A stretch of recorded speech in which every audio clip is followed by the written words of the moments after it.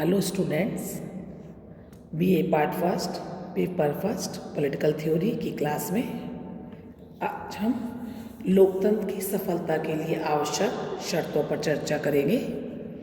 Last class में हमने democracy का मीनिंग और डेमोक्रेसी के टाइप्स पर चर्चा की थी।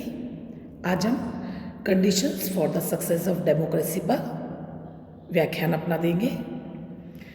जैसा कि आप सभी लोगों को विदित हो चुका होगा अभी तक कि लोकतंत्रात्मक शासन व्यवस्था एक ऐसी शासन प्रणाली है जिसकी सफलता के लिए एक विशेष प्रकार के वातावरण की आवश्यक है, क्योंकि उचित वातावरण मिलने पर ही लोकतांत्रिक मूल्यों को स्थापित किया जा सकता है कि जो डेमोक्रेटिक फीचर्स हैं या डेमोक्रेटिक वैल्यूज़ जिस देश में अंदर स्थापित होंगी उसी में लोकतंत्र सफल हो सकता है।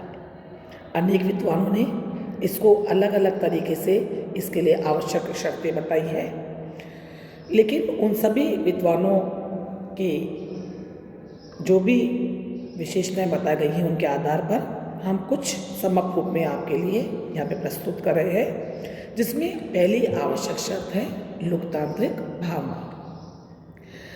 प्रमुख रूप से हम देखें तो लोकतंत्र की सफलता के लिए यह आवश्यक शर्त है कि उस देश के नागरिकों में लोकतांत्रिक भावना होनी चाहिए, यानी कि उनके अंदर से डेमोक्रेटिक सेटअप के लिए एक उनकी कॉन्शियस तैयार होनी चाहिए, या उनकी जो फीलिंग्स हैं या उनकी जो सोच है वो लोकतांत्रिक होनी चाहिए।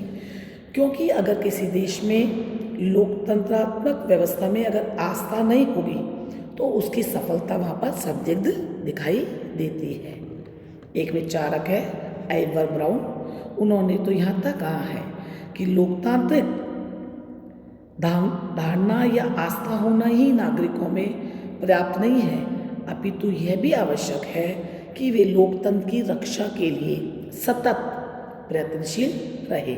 कि एक बार आपने फैसला ले लिया कि लोकतंत्र व्यवस्था में मेरा विश्वास है, यही नहीं, आइवर ब्राउन ये कह रहे हैं कि ये एक कंटिन्यूस प्रोसेस है जब किसी भी देश के नागरिक सतत रूप से जागरूक रहे और लोकतांत्रिक भावना को बनाए रखे, तभी उस देश में लोकतंत्र सफल हो सकेगा। दूसरी आवश्यक शर्त जो है वह है जनता का उच्च चरित्र होना, यानी कि उच्च चरित्र से यहाँ तात्पर्य है कि जो एक नागरिक का जो चरित्र है या जो सिविक सेंस नागरिकों में है वो उसका लेवल बहुत हाई होना चाहिए। इसके लिए आवश्यक है कि उस देश के नागरिकों में सहनशीलता, ईमानदारी और पब्लिक कार्यों के प्रति या सार्वजनिक कार्यों के प्रति उसमें रुचि होनी चाहिए।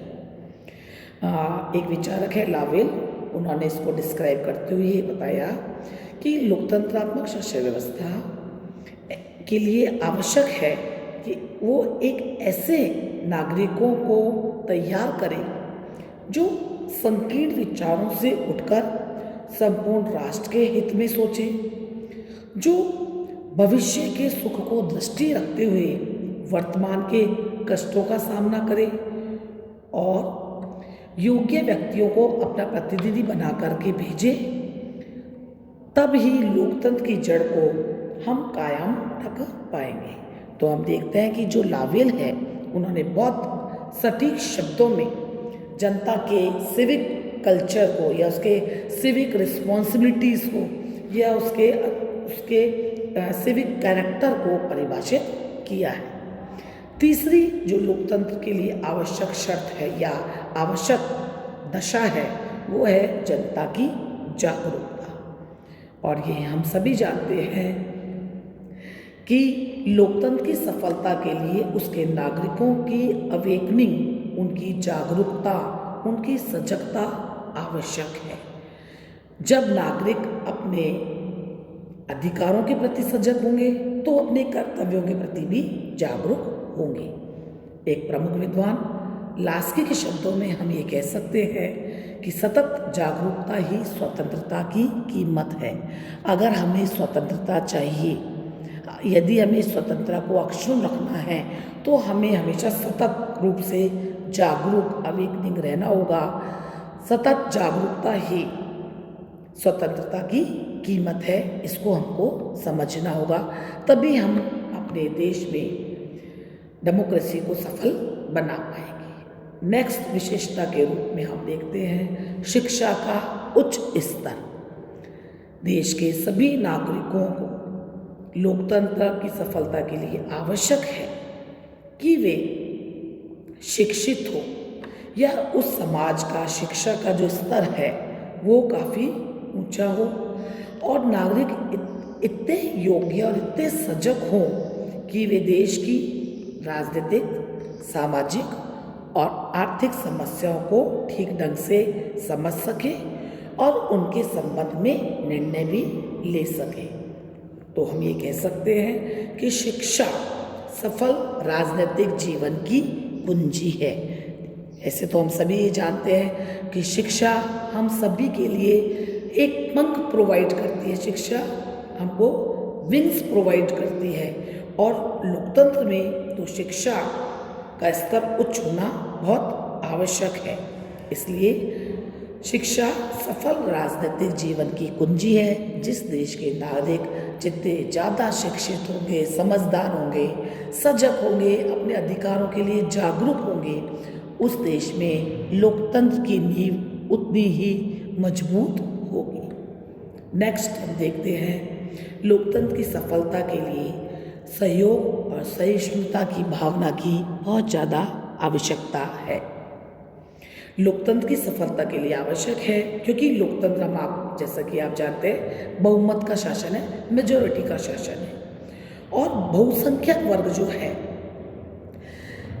ये, क्योंकि जरूरी नहीं है कि निरंकुश शासन व्यवस्थाओं में या कुलीन तंत्रात्मक शासन व्यवस्थाओं में ही निरंकुश शासन की स्थापना होती है, अपितु हम ये देखते हैं कि लोकतंत्र में ऐसा नहीं है कि बहुसंख्यक वर्ग की तानाशाही स्थापित हो जाए और वहाँ पे अल्पसंख्यक या जो माइनॉरिटी में जो क्लासेस हैं, जो वर्ग हैं, उनके साथ अच्छा व्यवहार नहीं किया जाए या उनका दमन किया जाए। इसलिए ये आवश्यक है कि जो जितनी भी जनमत है, जितनी भी संपूर्ण जनसंख्या है या जो नागरिक है, वो वैधानिक तरीकों से अल्पसंख्यकों के साथ अच्छा व्यवहार करे, उनमें टॉलरेंस की पावर हो, वो जो जीर्ण शीर्ण वर्ग है उनके साथ में सहयोग की भावना रखे, उनके साथ कोई प्रतिस्पर्धा ना रखे और न ही उनके साथ में कोई निरंकुश व्यवहार करे। नेक्स्ट हम देखते हैं लोकतंत्र के लिए एक अन्य आवश्यकता प्रबुद्ध लोकमत की है। यहाँ प्रबुद्ध लोकमत का तात्पर्य है कि चूंकि लोकतंत्र लोकमत के द्वारा शासन है, जनता का शासन है, तो जो प्रबुद्ध वर्ग है, जो बुद्धिमान वर्ग है, वो जो सोसाइटी का जो पढ़ा लिखा तबका है, समुदाय है, वो एक सजग प्रहरी के रूप में लोकतंत्र के लिए खड़ा हो सकता है।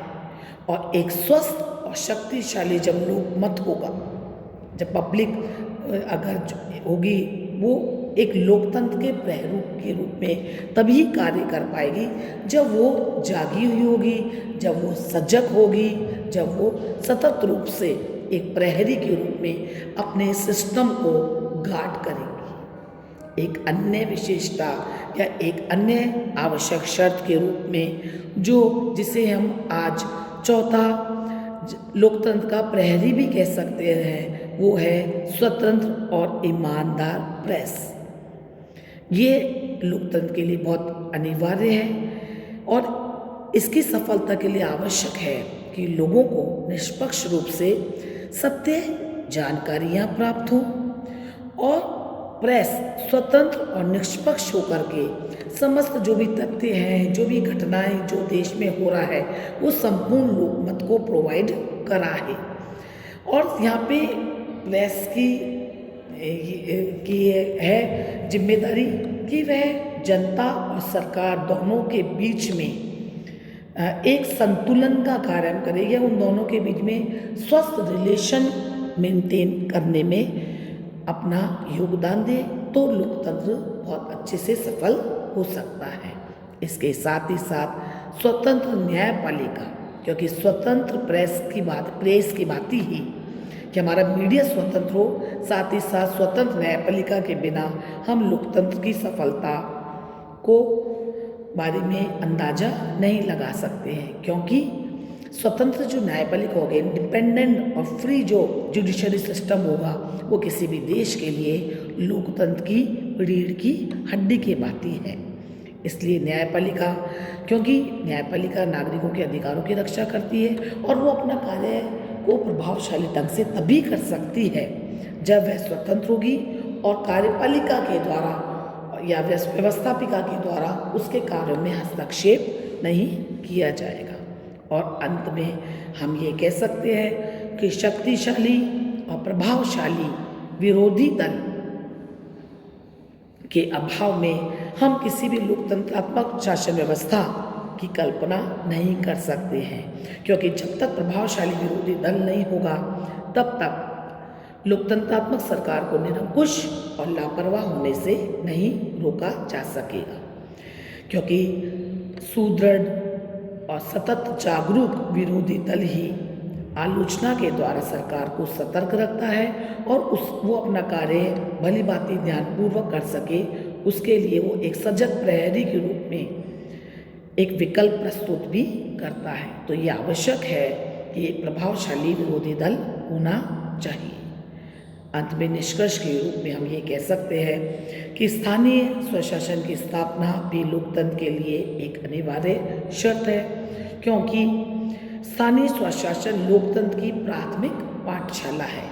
हम डेमोक्रेटिक वैल्यूज़ या डेमोक्रेटिक सेटअप की बात करें, उसके लिए जरूरी है कि ग्रास रूट पर, जमीनी स्तर पर जो स्थानीय स्वशासन है वो बहुत सुदृढ़ होना चाहिए। जब स्थानीय स्वशासन की जो संस्थाएं होंगी, जब नागरिक उसमें भाग लेंगे तो उनमें शासन कला का ज्ञान प्राप्त होगा और ये आगे चल कर के वो एक राष्ट्रीय शासन की जो व्यवस्था होगी उसमें भाग लेने के लिए तैयार हो सकेंगे। तो ये कह सकते हैं हम कि लोकतंत्र की सफलता के लिए सामाजिक, आर्थिक, राजनीतिक सभी तरीके से समाज में समानता हो, समाज के सभी वर्गों में किसी भी प्रकार का भेदभाव न हो, तभी लोकतंत्र अपने चरमोत्कर्ष लक्ष्य को प्राप्त कर सकता है। Thank you.